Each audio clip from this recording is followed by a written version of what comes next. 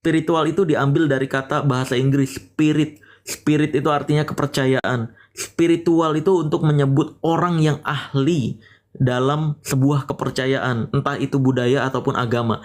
Jadi spiritual aslinya artinya adalah seperti ustadz, kiai, pendeta, hal-hal semacam itu. Ahli agama itu sebutannya ahli spiritual.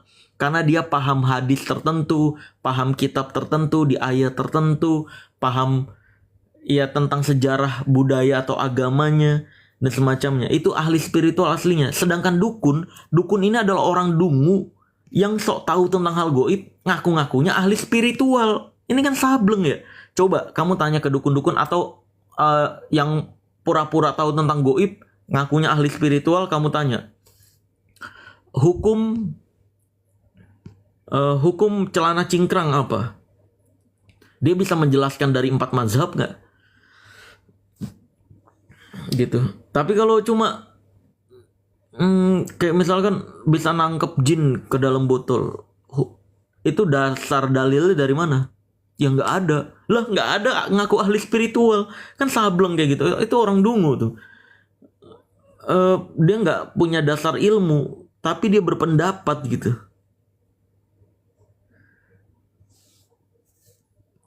Bang Danu MNC dukun bukan? Iya dukun dia, bukan ustadz.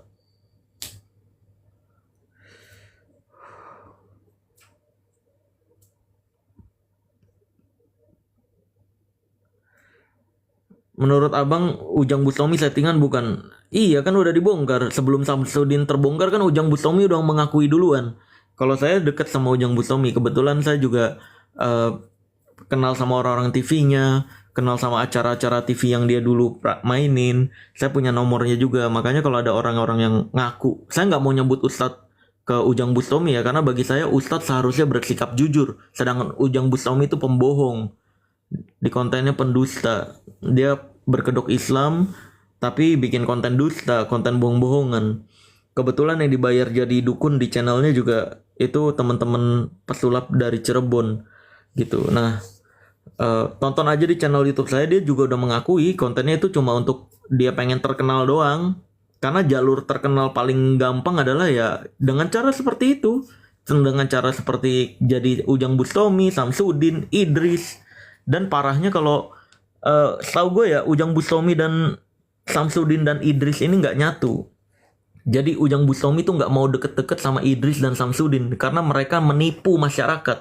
Kalau si Idris sama Samsudin ini parahnya mereka ngeduitin orang dari pengobatan sampai.